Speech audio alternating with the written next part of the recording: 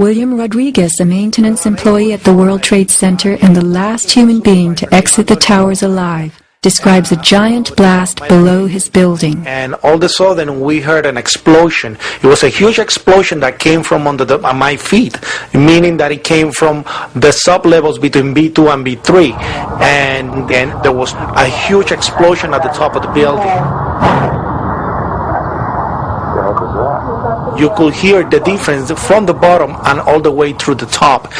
The one from the top, which was actually seconds after, was heard very far away. The one at the basement was pretty loud, and you felt your actual feet moving with the floor. The tremor that is sent through the floors, that the walls cracked and the false ceiling totally collapsed. When I watched the DVD of William Rodriguez, this guy is totally talking from what he remembers. You can clearly see it. He's not making anything up. Well, he was there. The firefighters and police said that he stayed in to get a lot of them out when things were starting to collapse. Oh, he's a hero's hero. There's no doubt about it. And when you hear him talk and he tells about what he knows there, how can you not question what went on that day? Hi, I'm friends with William Rodriguez. He heard the explosions before the planes hit. His friend's skin was hanging off and he had come from the basement. This is a false flag operation. It was planned. I mean, it's too many coincidences. And this is my feeling. It's 9/11, a very hard day for America, and especially hard for you. You were the janitor. You cleaned the stairways, 110 floors. Yes. Your office, sub-basement level 1. There are 6 sub-levels. So the lobby, then sub 1, sub 2, sub 3, sub 4, sub 5, subs. You were at sub 1. You punched in at 8:30 in the morning. You were late. You weren't going to go to work. It was a beautiful day. You were going to take off. Correct. You come into work because your boss asked you to. You came in. You were a little bit late. At 8:46, you heard an explosion from beneath you. From below. From below. Yeah. It was so big that it lifted you up. Everybody in the office. 14 people. 14 people. Lifted you up. Correct. A few seconds later, you heard another explosion. Coming all the way from the top of the building. Turned out that was the plane. That was the plane. The first plane. Mm-hmm. But there was definitely an explosion before the first plane. Oh, 100% sure. You have a lot of witnesses who were down there who would confirm that fact. Yes. You told that fact to the 9/11 Commission? Not only did I tell the fact to the 9/11 Commission, but I gave them a list of the eyewitnesses that were there that experienced the same event as I did, and they were never called to testify. And was your testimony included in the 9/11 report? No, it doesn't show anywhere. It doesn't Actually, show. It was omitted. There's 576 pages on that book, and you won't find my name anywhere. Anywhere. You go all over the world and you speak about what happened to you on that day, the fact that you had one of 5 pass keys that allowed you access to any and all doors in the complex. That is correct, and I have a speech that I do all over the world as a motivation speech, but it always tells the real story of what happened on 9/11. And, like I said, there's a lot of respect all over the world for this kind of story. But when I come here, I am able to tell the story, but it's always either edited or presented in a different way. And only, I guess, C-SPAN had the only pants to actually put my story without editing for basically almost 2 hours. For 2 hours? For 2 hours, they let me tell my story. The only media network that allowed me full coverage. I remember there was one interview that you were doing where you said, I heard a boom, and then they cut the footage. That was ABC News. You can see it on Google. Right, so what you said was, I heard an explosion from below. But as soon as you said explosion, they cut the tape and they made it into the plane. In the plane, yes. Yeah. You're not a conspiracy theorist, are you? I don't. You're a survivor.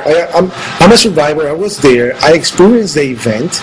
I was affected, and I'm still affected. In 7 years, I'm still have open wounds, emotional open wounds. I have to go through this depression, argumentation and debate constantly with politicians fighting for victims' rights. It's just, I'm an activist, but at the same time, I'm a person that was affected by the worst event that we have ever experienced here in the United States. And I tell you, it's just not easy. It doesn't get any easier. And you and the rest of the survivors, what you're calling for is a new and thorough investigation where all of the witnesses and survivors will be interviewed, and it all will be be included. Well, there's a man who you met on September 11th, Felipe David. Felipe David. He was on sub-level 2, beneath you, in his office, which is a small closet-sized office. Right. His job was to refill the vending machines. And you met him that day, 9/11, He was because totally burned. he was burned. totally burned. He was beneath you. He was beneath me, yeah. No one on your level was burned, No.